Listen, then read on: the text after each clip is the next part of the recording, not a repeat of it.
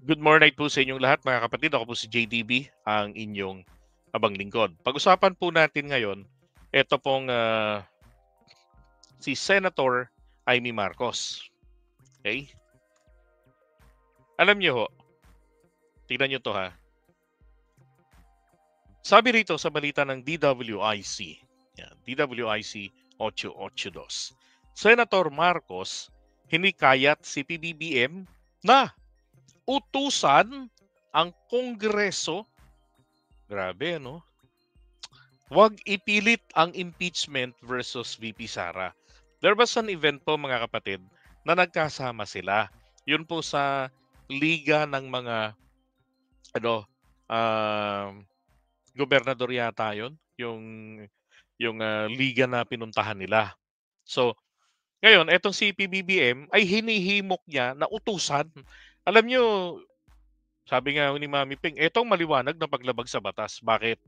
Kasi yan po ay ang gustong mangyari ni Amy, gusto niya si PBBM ipakita ang katangahan, ang kabubuhan sa batas.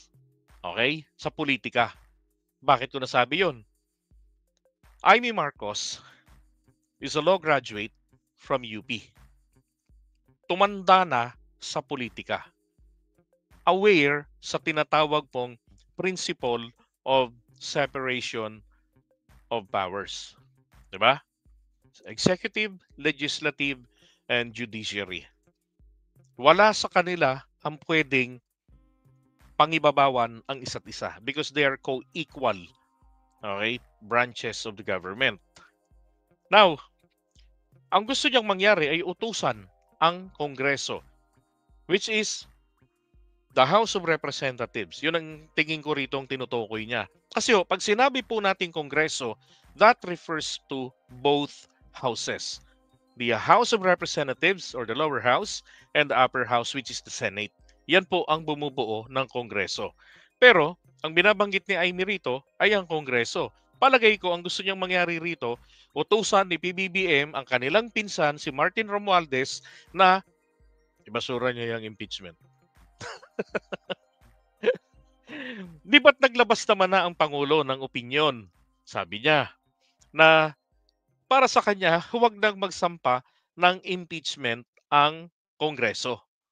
Kasi nga, mabibisi lang sila sa pagdinig ng impeachment. Which is, hindi naman po ganun ito ka time consuming on the side of the House of Representatives.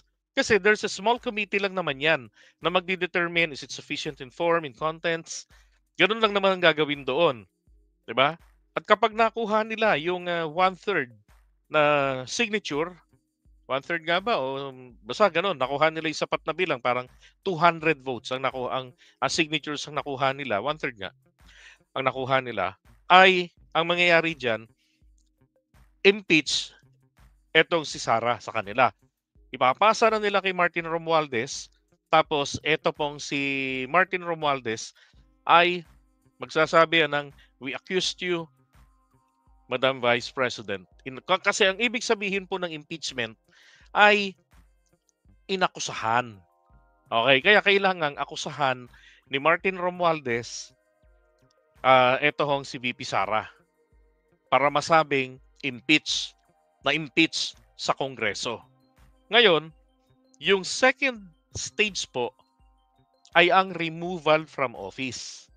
Gaganapin naman po yan sa Senado. Kaya yung akusasyon ng Kongreso nakakatawanin ni Martin Romualdez, whether he likes it or not, gagawin niya yan, ay pupunta siya ng Senado, isasubmit niya yan, at yung articles of impeachment sa Senado. Then ang Senate, pag na-receive po yan, they need to convene as impeachment court. Then yung merito na sinasabi ng mga nagsampa na dahilan para doon sa ma-justify nila yung sinasabing betrayal of public trust ay didinggin po sa Senado. Okay, ganun po yun. Kapag nahatulan si Sara sa Senado, hindi po impeach ang tawag doon. Okay? Kung hindi po, tawag dito, sentensyado, nahatulan. Kaya yun po ang tawag sa kanya. Ano pong nahatol sa kanya? Ikaw ay nagkasala sa bintang sa iyo, oh, na naging dahilan kaya ka namin tinatanggal sa pwesto. At kung ano ang resulta nito, ebidensya lahat-lahat, pwede pong gamitin din laban sa kanya sa kasong plunder naman. Kasi yun po ang pagbabasihan nila. Kaya siya pinai-impeach yung confidential funds. Okay? Bukod pa ron yung iba pang kabastusan niya sa yung pagbabanta niya sa pangulo, kay FL at saka kay ano. Kasi may batas pa rin doon eh. Yung batas ng 1977 na pinirmahan ni Apo Lakay na nagsasabing ang sino man ang magbanta o makipagsabwatan sa pagbabanta sa buhay ng pangulo at ng pamilya nito o ng kanyang mga gabinete at ng kanilang pamilya ay papatawan ng parusang kamatayan. Yun ang nasa batas na yun na hindi po nare-repeal hanggang ngayon. Umiiral dahil wala po tayong death penalty, ang parusa lamang po is reclusion perpetua, kulong ng habang buhay or 40 anyos, 20 anyos kapag ka mabait ka. Okay? Ganun yun pag wala kang ibang kaso. Pero kung meron, then hindi ka na qualified diyan sa presidential parole or pardon or whatever. Kasi nga, salbahe ka. Okay, gano'n po yung magiging proseso diyan. So sa tingin ko rito, eto pong si Jaime, kabado. And to protect the Duterte, kasi wala naman silang magiging malakas po talaga namang puwedeng ipambato na magbibigay sa kanila ng malaking tyansa na Duterte ang uupo sa 2028 kung hindi po si Sara, 'di ba? Yun nga lang pagtakbo ng senador, eh. Never pumasok ang magkakapatid na sina Baste at Pulong sa top 12 ng mga survey sa pagkasenador. Hile-hilera sila sa bandang malapit sa duluhan sila ni Attorney Vic Rodriguez. Hmm. 'Di ba? Ngayon, kailangan nilang maprotektahan ang Vice President si Sara.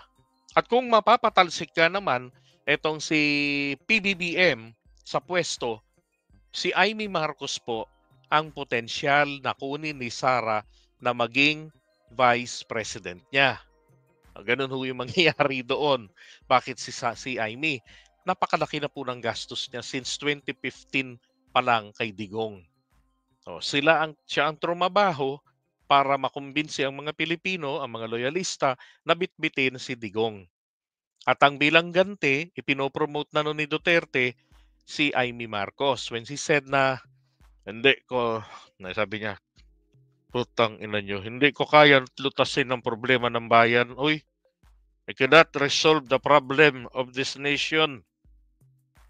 Kaya kung ako sa inyo, kumuha kayo ng isa pang Marcos. Hindi po si BBM ang tinutukoy niya noong 2018. Kundi po si Amy ang tinutukoy niya.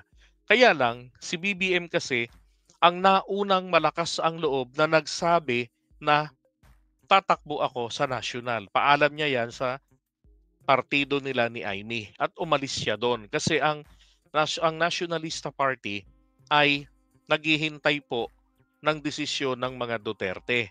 Kasi po ang Nationalista Party ayaw po nila na si PBBM ang maging standard bearer. Ang gusto ng Nationalista Party ng mga Villar ay si Sara Duterte po ang tumakbong presidente. At si BBM ay vice president lang. Okay? Ganon. Kaya, kung i-analyze nyo yung salita ni PBBM doon, kung bakit siya umalis, ay dahil po sa desisyon ng Nationalista Party na hintayin ang desisyon ng mga Duterte, yun po yung ibig sabihin doon. Okay? Ganun po yun.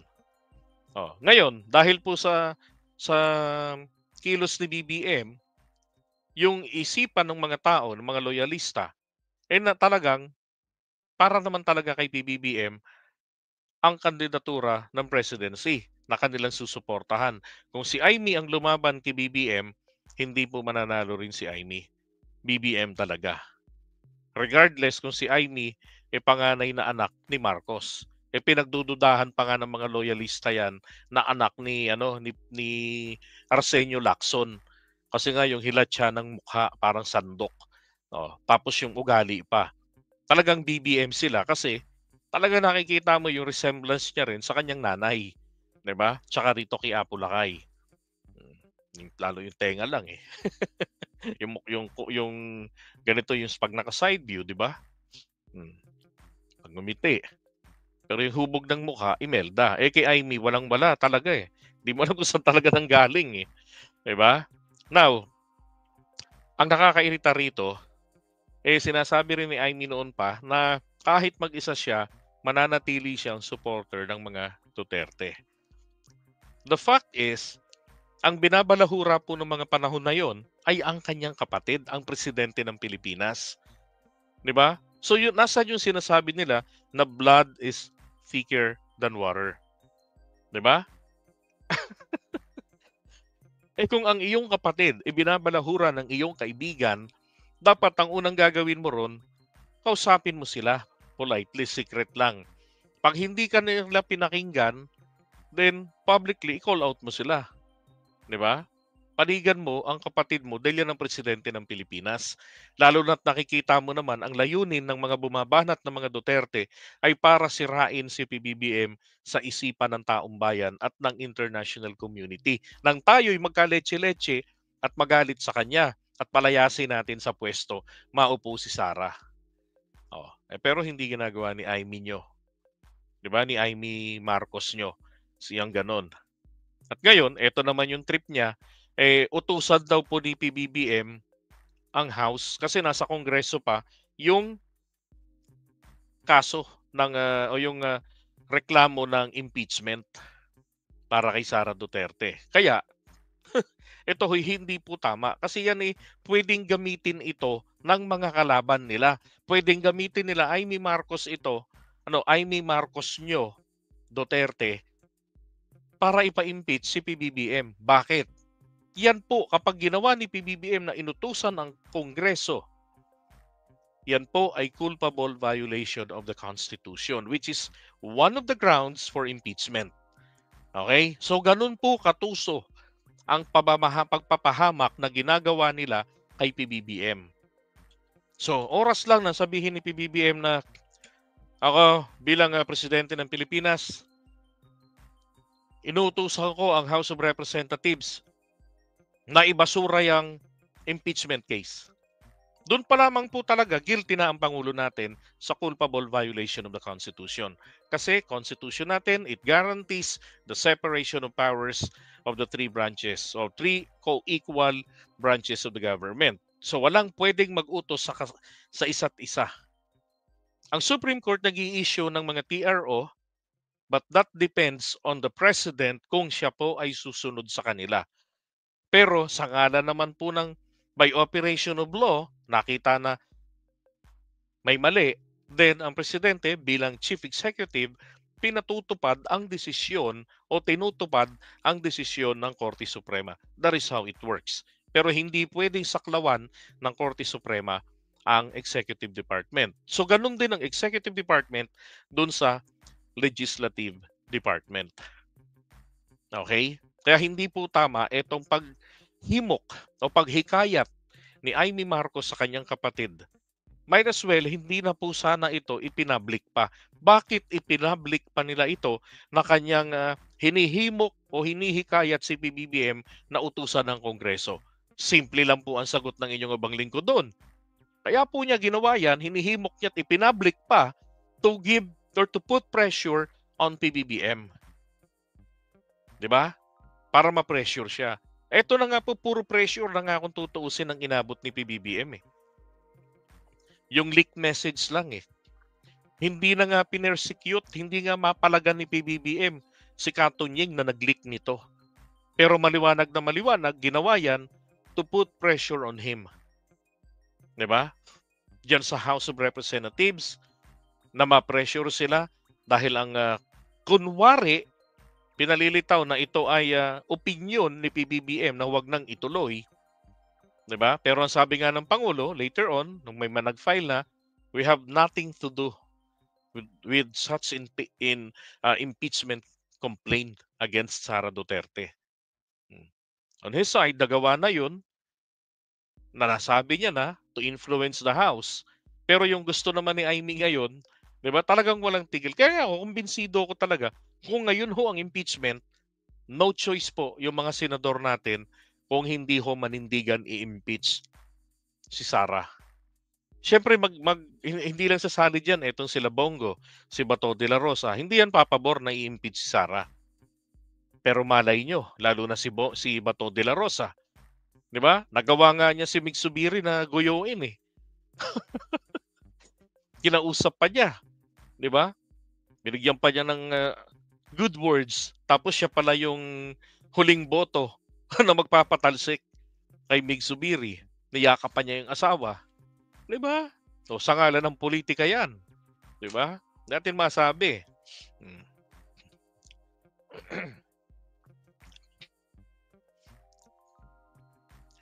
Alright, kaya ako, sabi ko, may I see something fishy dito sa trip na to ni Amy Marcos na hinihikayat niya si PBBM. Okay lang po yun private conversation na, "Hey ading, pati sabihan mo naman si Insang Martin na himukin yung mga nagsampa ng impeachment na wag nang ituloy yan, iatras na lang o kaya ibaon na lang sa limot, upuan na lang ninyo." Okay lang po yun pwede yun Nangyayari naman talaga yan, magkakapamilya yan 'di ba? Pero yung i-public mo yan, pinipressure mo ang Pangulo, pinipilit mo kapatid mo. Kaya lang merong paglabag sa saligang batas. So anong lumilitaw ngayon dito, 'di ba?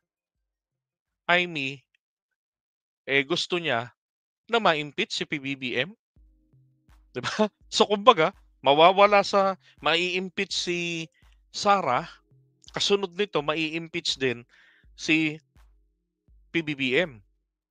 Kung kay Sara is betrayal of public trust, kay PBBM naman ay ito naman pong culpable violation of the Constitution dahil sa pag-uutos sa Kongreso ng Pilipinas para sa isang aksyon na pabor doon sa isang tao na meron pong patong-patong na kaso ng impeachment at pagkatapos niya masasampahan pa ng kasong pandarambong sa kabangyaman ng bansa. At ang resulta, pag na-impeach si PBBM, kahit na siya po ay nasa 3 taon pa lang ng kanyang termino and therefore, pwede pa siyang tumakbo uli kasi hindi siya naka-4 na taon. Pag na-impeach, meron po itong perpetual disqualification from holding any public office. So, useless. 'Di ba? Hindi na siya makakabalik sa gobyerno si PBBM.